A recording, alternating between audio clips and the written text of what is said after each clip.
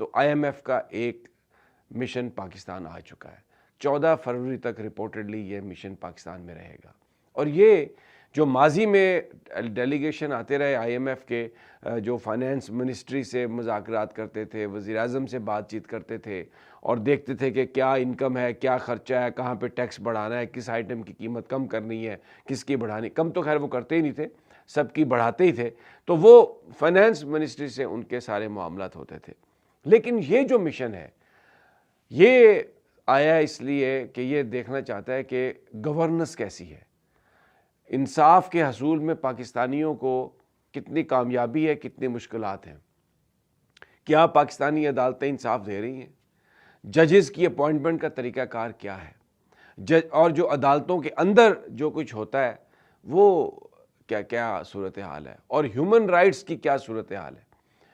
Violation ہو رہی ہے، لوگ گرفتار ہیں، لوگ باہر ہیں، پولیٹکس کس انداز میں چل رہی ہے.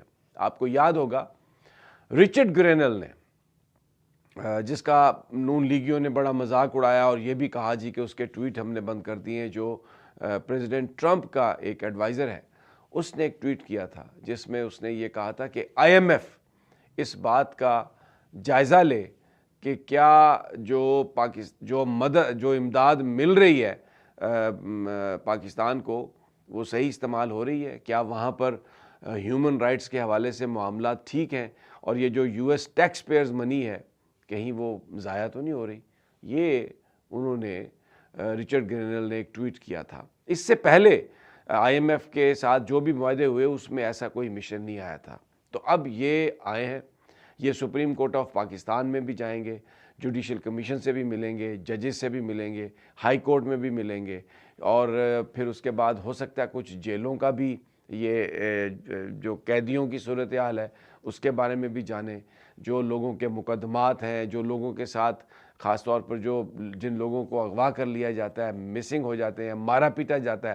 پنجاب میں کیا گیا، پی ٹی آئی کے لوگوں کو وکٹم بنایا گیا. اور کیا آزادی اظہار رائے جو ہے وہ آئین کے مطابق جو پاکستانیوں کو دی گئی ہے، کیا وہ پاکستانیوں کو مل رہی ہے؟ آپ کو یاد ہوگا جب بھی پی ٹی آئی نے جلسے جلوس نکالنے کی کوشش کی ہے پرامن رہ کر بھی، تو کنٹینرز لگا کے شہر بند کر دیے گئے، لوگوں کو کتنی مشکلات آئی، لوگوں کی کس طرح گرفتاریاں ہوئیں، کتنا زیادہ جو معاملات تھے لوگوں کے ساتھ وہ ہوئے. تو یہ ساری چیزیں، یہ جو مشن ہے یہ مختلف لوگوں سے ملے گا، اور لمبا ٹائم ہے، پورا 1 ہفتے سے زیادہ کا وقت ہے.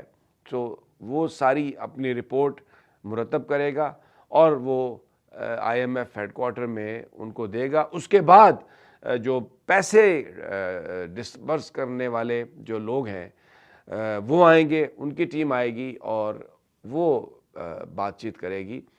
رچرڈ گرینل اور امریکن ایڈمنسٹریشن یہ کہہ چکی ہے کہ ہم بالکل جو پیسے ضائع نہیں کریں گے. اور اس میں جو امریکہ سے خبریں آ رہی ہیں، U S A I D, اس کو بھی انہوں نے یو ایس ایڈ جسے ہم بولتے ہیں اس کو بھی بند کر دیا.